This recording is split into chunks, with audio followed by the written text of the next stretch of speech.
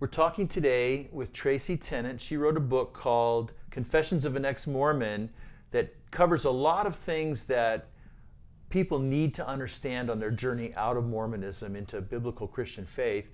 And one of the tendencies that we have during that journey, there's times when we just really feel like we'll isolate ourselves. Okay, so let's talk about that a little bit, what that feels like. Why do people do that? What drives that sense that I've got to just kind of like pull out of relationships? Well, I think it gets back to the fear factor. Mm-hmm. Yeah. You're afraid of being involved, whether it's in another church or another group or a community of faith. Some people feel embarrassed, and Yeah. I didn't feel that, but I know other people do, and that's legitimate. It's something that they have to grapple with, feeling like, how I was so stupid. Why did I fall for Mormonism? And they don't want anyone to know. Right. Maybe they're afraid to go to a new church. What if people find out that I used to belong to this weird religion out there? You know. So I'm just going to stay home. Yeah. Yeah. And then some other factors, like if people have let me down, I don't want to join something, I don't want to get involved in something because that didn't work out so well before. Once burned, twice shy, a little bit, So it's easy to isolate. Now, isolation, you mentioned to me, is different from solitude. Help us understand that. That seems important. Solitude is important. Solitude is just, it's being alone. Picture taking a walk through a park or in the mountains, and you're there alone. You're enjoying yourself. You're enjoying nature. Picture that as solitude. Mm-hmm. Isolation is more like finding a cave in the mountain to go hide and rolling the stone in front of it and just sitting in there in the dark. That is not emotionally healthy. Mm-hmm. But we all need some solitude in our lives. Right. We need a time to just get away from other people. Even we're not talking anything major. We're not saying you have to go on a road trip. Although that might work, a road trip by yourself, that might work. But just on a daily level, if you can get 30 minutes of time to just be alone and to reflect and to relax. It could be, for goodness sakes, in your bathtub, in a nice hot bath where you're soaking and you're listening to peaceful music. Maybe you're listening to a Bible teaching on there. Right. Maybe you're just reading scripture. You're talking to the Lord from your heart. Yeah. That's important to do. Yeah. Now, I can imagine someone watching saying, well, I feel like I need to be isolated right now. I don't want to trust. I don't want to reveal myself. Why is that not a good idea? Well, it's not a good idea because it leads, it's one step down, this downward path that could lead to depression. Yeah. Could lead to anxiety. If you're someone who has already struggled possibly with depression or anxiety issues in the past, then you're heading toward a dark place. Yeah, a dangerous place. Yeah. And God made us relational.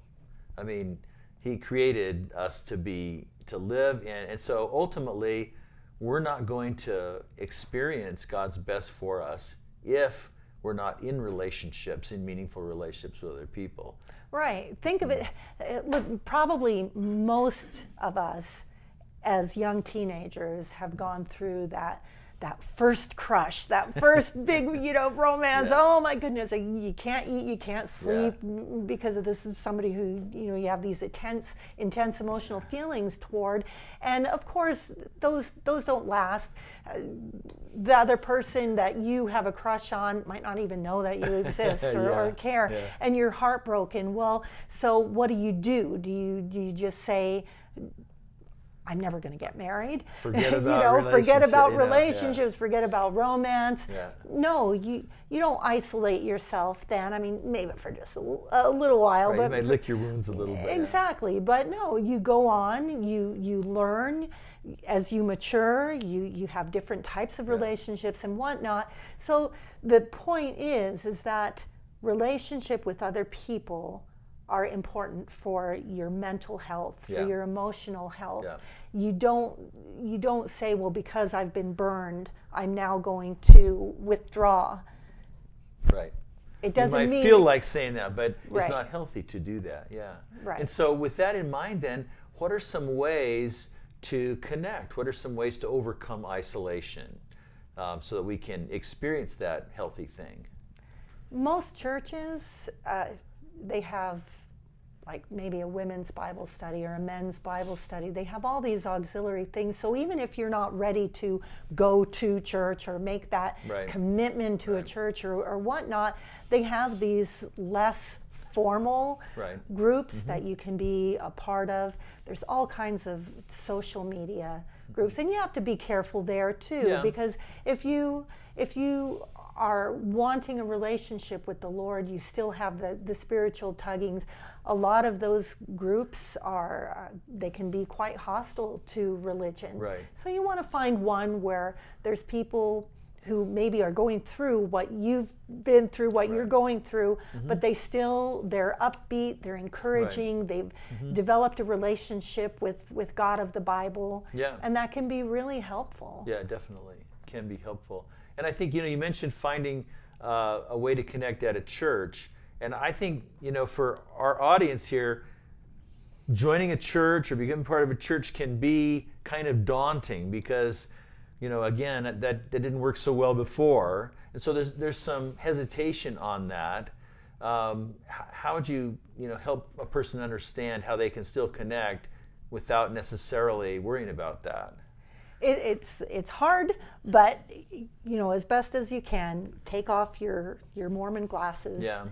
and try to look at things from a fresh biblical perspective, which means study, which means learning, and you can do that Definitely. on your own. Yeah. But in Bible times, they didn't call it church. It was Right. it was a community of faith. Right. And in our American culture, we've kind of taken the term church and turned it into this, Kind of institutional. institutional. But all church really meant, if you look at the Greek in the New Testament, it was the ecclesia, or in other words, just a group, and it didn't necessarily have a religious context. Right. It was a group of people who had the same, they were like-minded, Right. and they Great were there point. for a certain period Yeah, it's a or great point. purpose. Yeah. So you don't have to join a church or affiliate in a formal way in order to connect with people. Right. I think that's really helpful. Sometimes, for some people, you have different ways maybe of expressing the journey. Maybe some people might write or journal. Right. So I know you have another book that helps people to journal. Tell us Yeah. what's the name of that? That one is Confessions of an Ex-Mormon Recovery Journal. Okay. And it just asks leading questions, and this is good for whether you're a theist, you believe in God, or you're not. It's kind of a non-religious book, but it really helps to be able to put your thoughts and your feelings into words on paper. It is Yeah. so helpful because then you can go back in the future when you're going through struggles, and you go back to the reasons why you left. You go back and you see what your relationships with other people were at the time that you left the Okay, church. that's good. Now, maybe 3 years down the road, you can go back, read that, and see how far you've come. Yeah. And even if you're not a writer, not everybody actually even likes the physical aspect Yeah. of having a pen and paper. So you've got a smartphone with a recording function on it, yeah. exactly, and Yeah. just put your thoughts onto there, Yeah. and then go back and listen to it a year down the road, 6 months down Yeah. the road, and that'll help you navigate through those intense feelings. Okay, that you're great. going That's through. really helpful. One last thing on this, a person in isolation, maybe, when should a person consider going to see a counselor? Anytime you feel that you need Okay. need it, there is no shame at all in getting help from a professional counselor. And especially if you're in a situation where maybe your spouse has threatened to divorce you, you've got some real issues here, legal issues. You've got emotional issues that you might feel could lead to depression. Maybe you already are depressed. You need to get help, and there's no shame in that.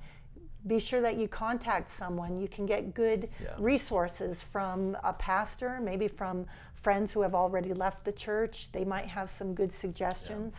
Great, that's helpful. So isolation is the enemy here, and yet it's something that we all feel going through this stuff. We want to get out and kind of like put the whole conflict and everything that we're going through just out there on the back burner somewhere. You need to be connected with people in a way it's going to help you do through this process. So we really want to encourage you to talk this through with someone, okay? Don't just do this by yourself. There's discussion questions that you can use to help you think this through with someone in a way that's going to help you be healthy as you navigate this journey. I hope that's an encouragement to you today.